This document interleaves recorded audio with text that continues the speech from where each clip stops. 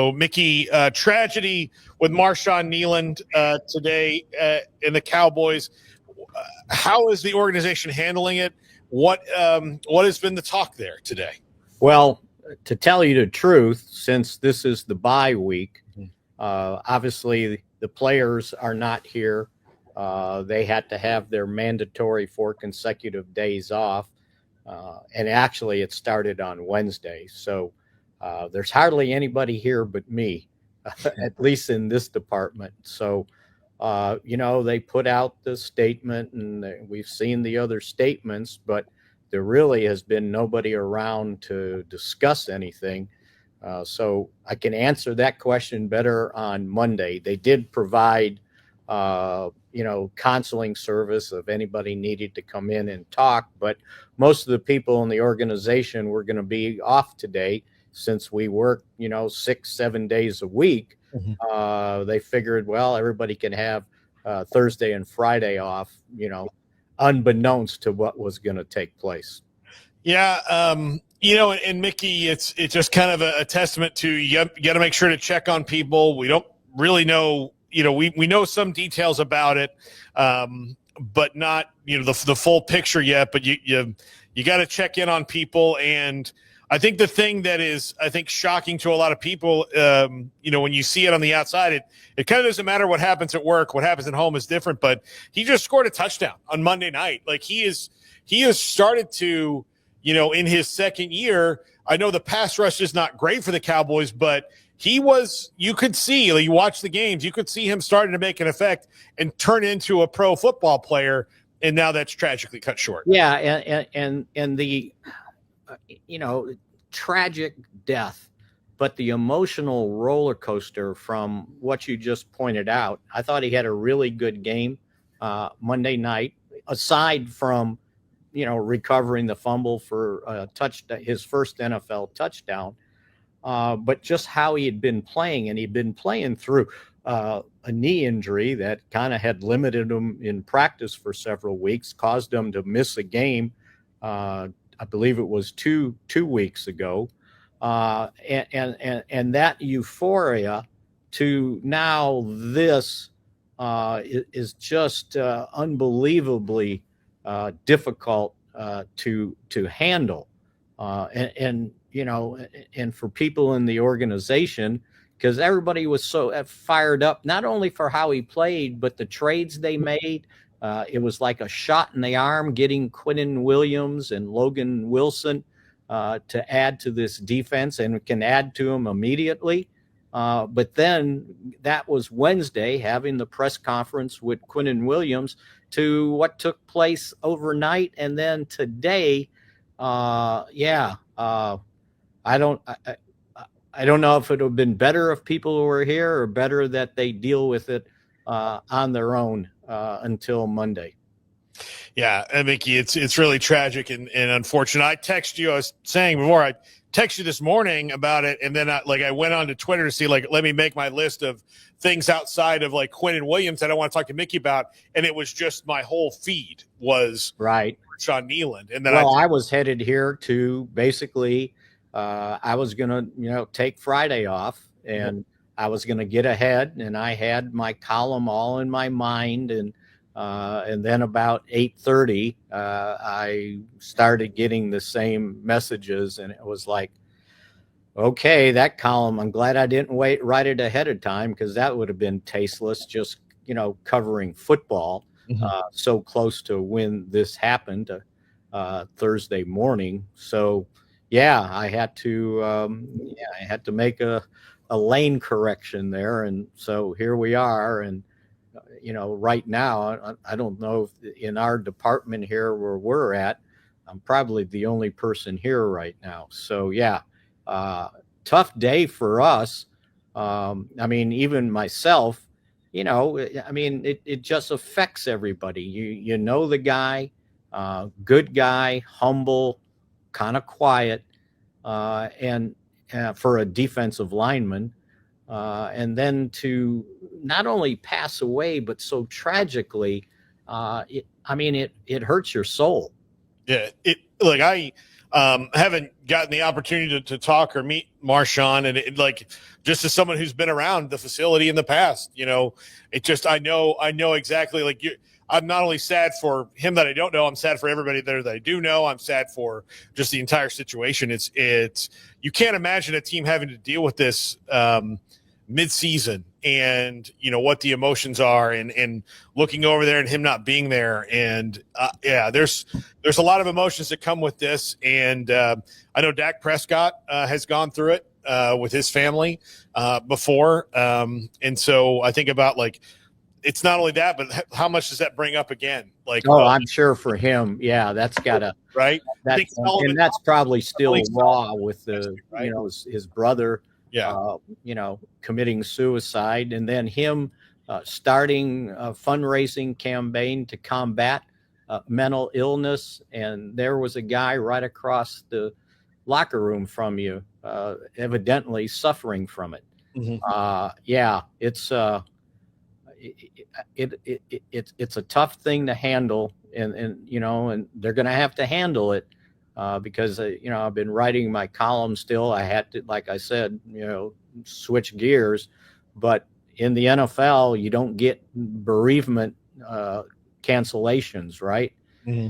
You got to play that game on the following Monday night in Las Vegas, and maybe thank the scheduling gods that this was a bye week and they didn't have to try to show up for practice on Thursday and Friday and play a game on Sunday. Yeah. This also kind of reminds me of, if you remember, Paul, 2020, when strength and conditioning coach Marcus Paul had that medical emergency here at the Star and passed away the day before the Thanksgiving game. Yeah. And which was shocking, to say the least. And also I can go back to 2012 when Josh Brent and, they had the car accident and their teammate, Jerry Brown, passed away. And a lot of people didn't find out until they showed up Saturday to get on the charter flight to Cincinnati. Sometime life gets in the way, and here's another example. Well, Mickey, let's talk about Quinnen Williams and Logan Wilson for a second, because that did happen this week. And I think on the if you're trying to grade out the trade and the compensation, I've seen a lot of national pundits trying to put it for this year. And you probably overpaid for Quinnen Williams if you think he's the last piece that's going to propel you to the Super Bowl for a 3-5-1 team.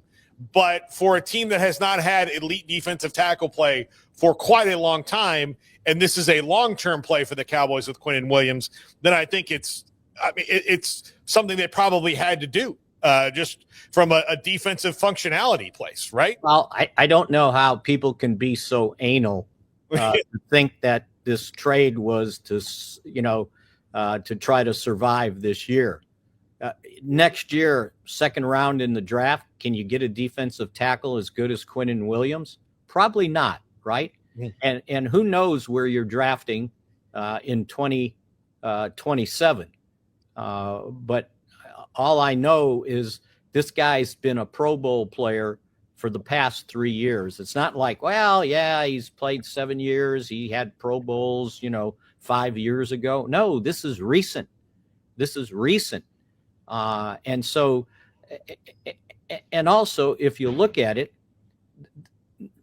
by next year, they're going to have 2 defensive tackles for the price of Micah Parsons.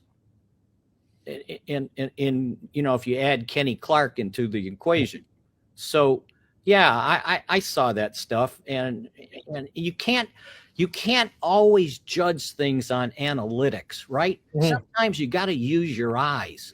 You got to see what's needed, when it's needed, and how long it will be useful for you. This wasn't about just this year. It was taking an advantage of a team that was trying to unload talent, and they certainly did. If you factor in Sauce Gardner being traded, And so who knows? What if you waited? What if you drafted the guy and he needs 2 or 3 years before he blossoms? Or is the guy that talented going to be there for you to draft? This was an opportunity to take advantage of a team that was trying to unload, salary cap space and talent. And for this year, it only costs the Cowboy half his base salary because he's only going to play 8 games. And I don't know if people understand, or those idiots understand, that players get paid 1/18 of their salary every week. So the Jets have already accounted for 9/18 of the salary. The Cowboys have the other 9, and he, I guess, fortunately, gets the use of 2 buys. Yeah, and look, if this was a rental, you'd be like, what are you doing? Oh, absolutely. I was totally against just getting a guy on the final year of his contract and having to pay big time draft capital, right? No, I don't want that. Now, if they could take advantage of long term, getting for half this season and 2 more seasons, then go ahead and take advantage of that, because who knows if you're in that situation next year, or there's a team that wants to load just what you need. And this is just what the Cowboys needed. They needed a big badass in the middle of that defensive line to help out with not only stopping the run, but at 6'3", 303, put your arms up in the air and maybe get a good pass rush too. Yeah, absolutely. It's something they have not had from the defensive tackle position consistently for quite a while. Well, I don't know if you saw what I wrote on Wednesday, but it reminded me as I'm going, when's the last time the Cowboys had a defensive tackle that can play at a Pro Bowl level? Well, I had to go back to 2013, 1 year, Jason Hatcher. Yeah. So, yeah, it's been a long time. And then before that, you got to go back to 2007. There were 4 years there with Jay Ratliff. Mm-hmm. And then I'd have to go back to when they signed Leroy Glover in 2022, and he went to 4 consecutive Pro Bowls. But having a Pro Bowl defensive tackle, it has not been in the Cowboys' recent history. No. And Mickey, Logan Wilson, just real quick before we let you go, they need depth at linebacker for sure. I mean, he did get benched in Cincinnati, and that's a defense that's struggling as well. But I'm curious to see the fit and how it works for him. Yeah, and I think benched is a hard word to use, because what Cincinnati was doing, they're sitting there going, well, we're 3-6. We drafted this linebacker in the 3rd round. Well, let's go ahead and play him, right? Let's start, getting guys ready for next year. So, hey, this guy was pretty darn good, Wilson. And he was a team captain on top of this. And he had started, I looked up, he had missed, I think when games played, he had missed 11 starts, and 10 of them were his rookie year when he only played 12 games. So, and I was reading this in the Cincinnati Enquirer, it wasn't like the guy was playing bad. They just decided it was time to groom for the future. Absolutely. Mickey, thank you so much. My thoughts to the Cowboys and everything they're going through. And I know it's going to be tough around there for the next little bit. And thanks for hopping on today. Sure. Anytime, Paul. Thank you. Mickey Spagnola, DallasCowboys.com.